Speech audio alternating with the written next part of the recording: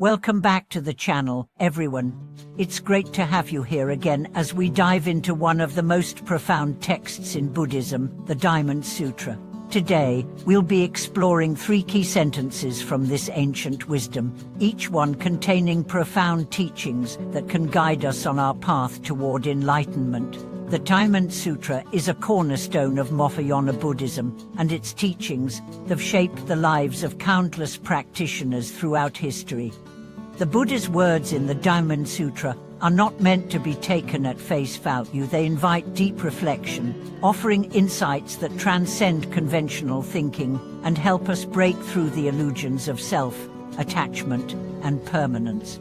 Today, we'll focus on 3 of the most pivotal sentences in the sutra, sentences that hold the key to understanding the deeper aspects of the Buddhist path.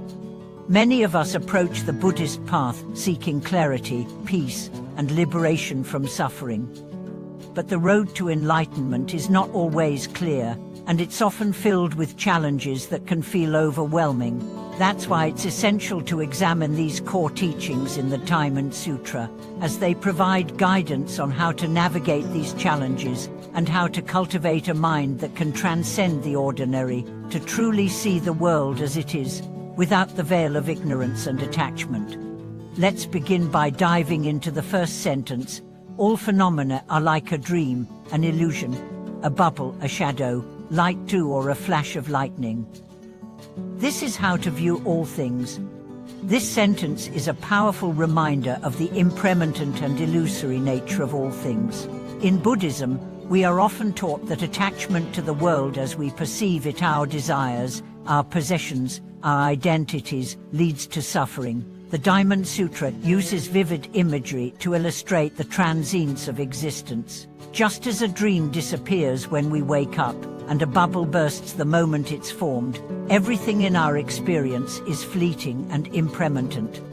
When we truly grasp the meaning of this teaching, we begin to see that attachment to material possessions, fleeting pleasures, and even relationships cannot bring lasting happiness. The Buddha is not advocating for renouncing the world, but for seeing it for what it truly is, impermanent, ever-changing, and not a source of permanent satisfaction. Understanding this principle of impermanence allows us to detach from the false belief that external things can provide lasting peace or fulfillment. When we view all things as transient, we stop clinging to them. We begin to experience the freedom that comes from not being attached to the impermanent nature of things. The Buddha's teaching here is a direct path to reducing suffering. By seeing the world as a dream, an illusion, or a flash of lightning, we are reminded that nothing is permanent, and therefore, we don't need to cling to anything, allowing us to cultivate peace and equanimity. And now, let's reflect on the second sentence. The Bodhisattva should practice like this. I must liberate all sentient beings. But in reality, there are no beings to liberate.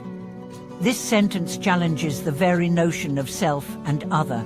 In Mahayana Buddhism, the Bodhisattva is a figure who has made a vow to attain Buddhahood for the benefit of all sentient beings.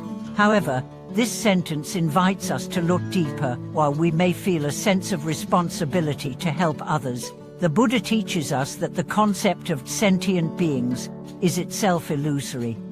At first glance, this may sound perplexing. How can we aspire to help others if there are no others to help?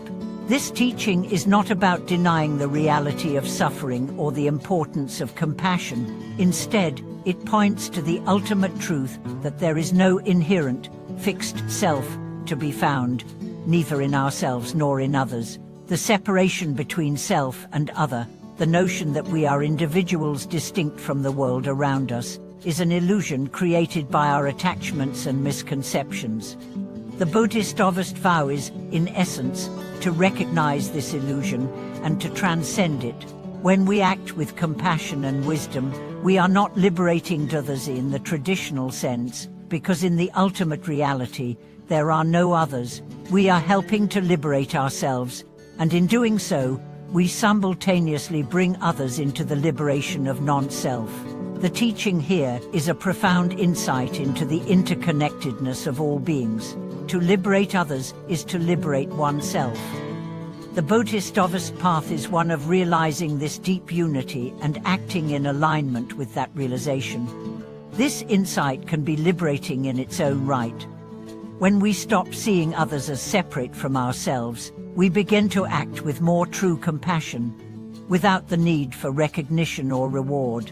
Our actions flow from the understanding that the distinction between self and other is illusory, and that true liberation lies in the recognition of our oneness with all beings. The third key sentence we will explore is, the true meaning of the sutra cannot be grasped by the ordinary person. Only those who have penetrated to the root of all things will understand it. This sentence speaks to the profound depth of the Diamond Sutra and the nature of true understanding.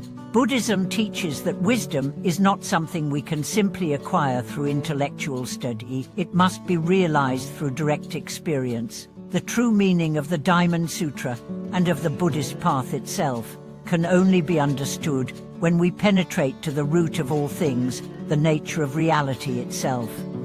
This is where meditation and mindfulness come in. We cannot understand the true nature of reality through concepts and ideas alone.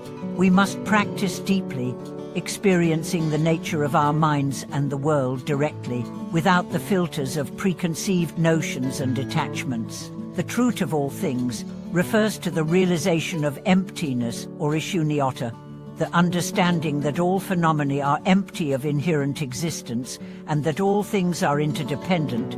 This profound insight into emptiness is the key to understanding the true meaning of the Diamond Sutra. Only when we experience the emptiness of self and the interconnectedness of all things can we begin to see the world as it truly is. This realization is the path to enlightenment, and it is not something that can be understood through mere intellectual study. It requires deep practice, self-inquiry, and the cultivation of wisdom through meditation. Master Zuyan, in his teachings, often emphasized that true wisdom rises from direct experience, not from concepts or words. The Diamond Sutra's message is a call to look beyond the surface of our thoughts and beliefs and to penetrate into the heart of reality. Through meditation, we move beyond intellectual understanding and directly experience the interconnectedness of all things. This is the root of all understanding and the key to liberation. As we contemplate these three key sentences from the Diamond Sutra, we are reminded of the importance of seeing the world as it truly is, impermanent, interconnected, and free from the illusions of self and other. The Buddha's teachings guide us not just to study the world, but to directly experience it, transforming our perceptions and actions in the process. By contemplating impermanence, non-self, and emptiness, we begin to cultivate the wisdom and compassion needed to walk the path of liberation. Thank you for watching today's video. I hope the teachings from the Diamond Sutra have inspired you to reflect on the deeper truths of your own practice. If you have any thoughts, questions, or experiences to share, please leave them in the comments below. Don't forget to like, share, and subscribe to the channel for more teachings and insights on the Buddhist path. Until next time, may your practice lead you to deeper wisdom, and may you continue to walk the path toward enlightenment.